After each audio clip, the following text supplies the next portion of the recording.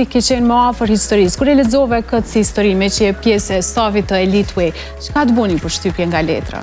Normalisht është diçka e dhimbshme kur dëgjojmë histori të tilla, për më tepër që unë vetë jam e mendimit që ai që të don nuk të ndryshon edhe të pranon ashtu siç je. Është diçka tjetër nëse arrihen në një kompromis për diçka, për të ndërtuar diçka më të madhe bashk. Por përkundrazi, unë besoj se edhe rrëfimi ishte prekës edhe e shoh se është një grua e zhgënjyer. A do të heqë ti dorë nga gazetaria për shembull për dashurinë? Për dashurinë, se televizioni gjithë e dim tani më që të merr mjaft shumë kohë. Edhe duhesh me qenë prezent ndoshta edhe pa orar në punë. A do të heqë ti dorë nga dashuria? Nga puna për është një profesion mjaft i vështirë, sidomos për ne femrat, por për dashuri mbase po, për diçka më të mirë. Shpirti romantik.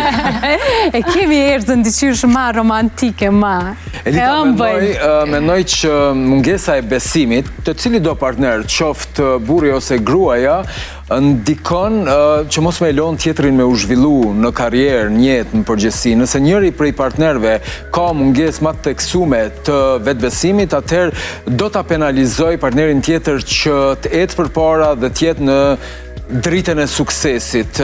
Duhet pak a shumë që njerëzit të bëjnë teste gjatë kohës lidhjes, të shohin se deri ku lejon njëri për tjetrin dhe anasjeltas dhe jo të hynë në lidhje direkte në fejesa, në martesat shpejta, se pastaj po ndodhin këto që po ndodhin, një numër rekord divorcesh, ka njëherë dhe për shkak të penaliteteve që i krijon burri gruas ose kundërta. Dhe baza është besimi i dopt, forca e besimit të ndërsjellët. Nëse ne nuk i besojmë partnerit, partnerës, ne edhe do ta mbajmë hapa prapa në zhvillimin e vet